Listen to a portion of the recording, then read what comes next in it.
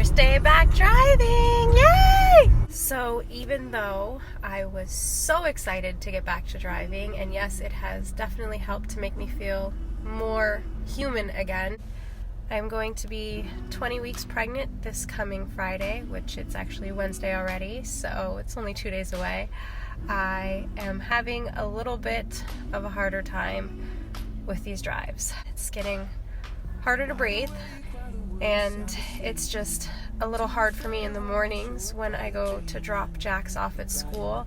I don't know if you guys remember from my video several months back, kind of showing my day-to-day routine.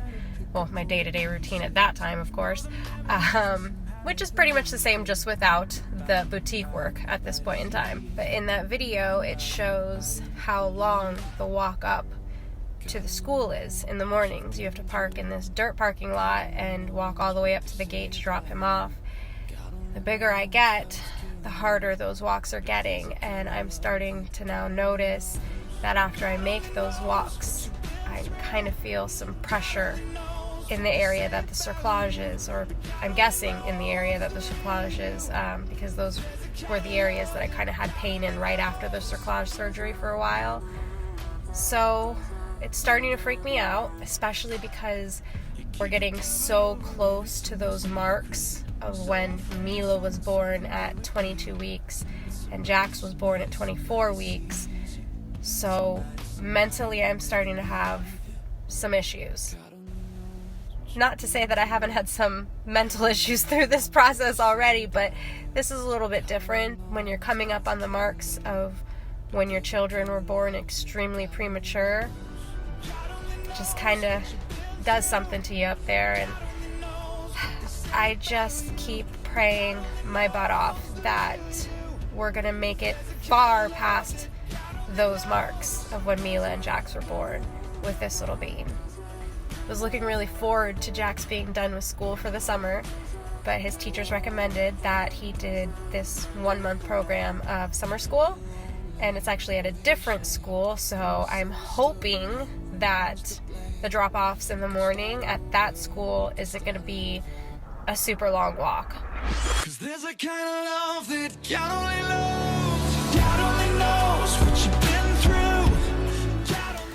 So I saw my high-risk doctor today, and he did an ultrasound just to check on the cerclage as well as to check on baby girl and make sure everything looks okay. Unfortunately, he did find that my cervix has officially funneled pretty much all the way to the abdominal cerclage. I, of course, am totally freaking out about this, but he doesn't seem worried whatsoever at all. He said that he expected this to happen, and that is one of the main reasons, on top of many others, why we really wanted to get this abdominal cerclage done, is so we could pretty much just bypass the cervix altogether. But still, I can't help it but feel really nervous. As I mentioned the other day, we are so close to hitting those marks of when both Mila and Jax were born at 22 weeks as well as 24 weeks, and I just am already having extra anxiety at this point in time anyways, so having found this out, I'm just over the top right now in my brain. But at the exact same time, I am trying to stay as calm as possible for my little baby bean.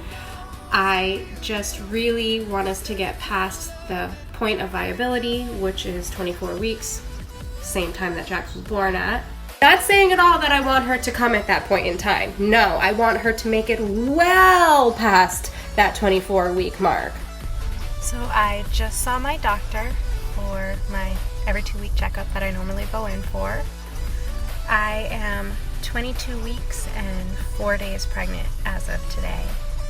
Mila was born at 22 weeks and 6 days of pregnancy, so we're getting close to that mark. When she was born, she weighed 1 pound, 1 ounce.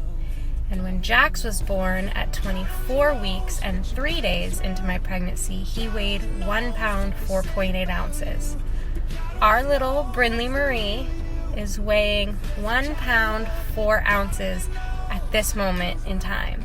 So she officially weighs as much as her brother did when he was born at 24 weeks.